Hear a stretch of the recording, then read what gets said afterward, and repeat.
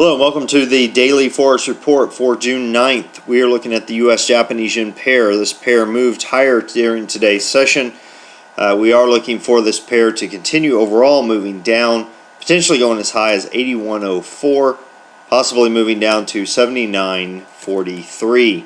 Look for some resistance at 80.65 and look for some support around 79.85.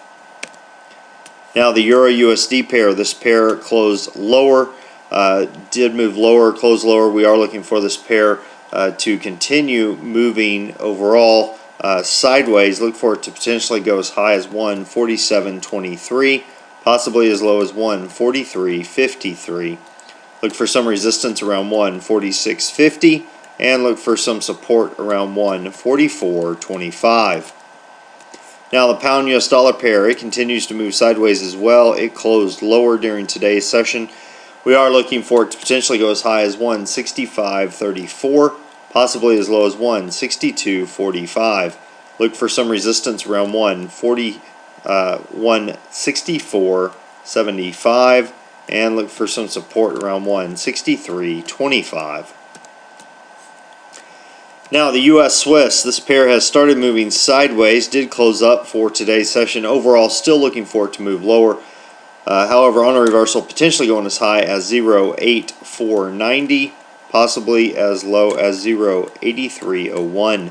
Look for some resistance around 0.8450 and look for some support around 0.8300. Alright, now as far as news announcements go, we have the pound releasing their NIESR gross domestic products estimates for May.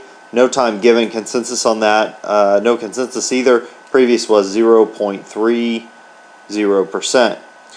Now at 2 a.m. Eastern time we have the German CPI being released. Of course that'll affect the euro.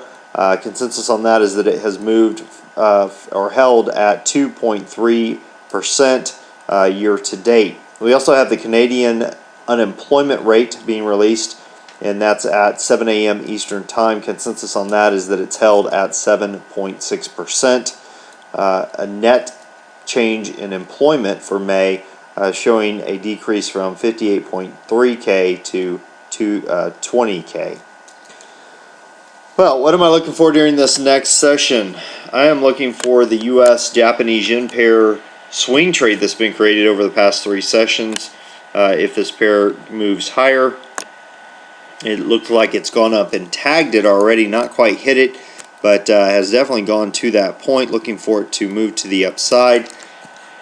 For a quick little run, we should be able to, at very least, if it breaks, grab the 23 pips, 25 pips or so to the upside, right up to 80.69 and entering around the 80.45 mark.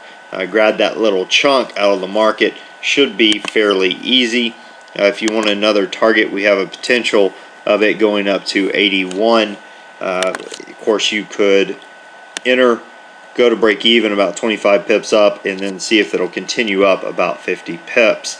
I would use a risk to reward of 1-to-1, or if this low that's already been created isn't broken, put it right below there is what I'm going to do.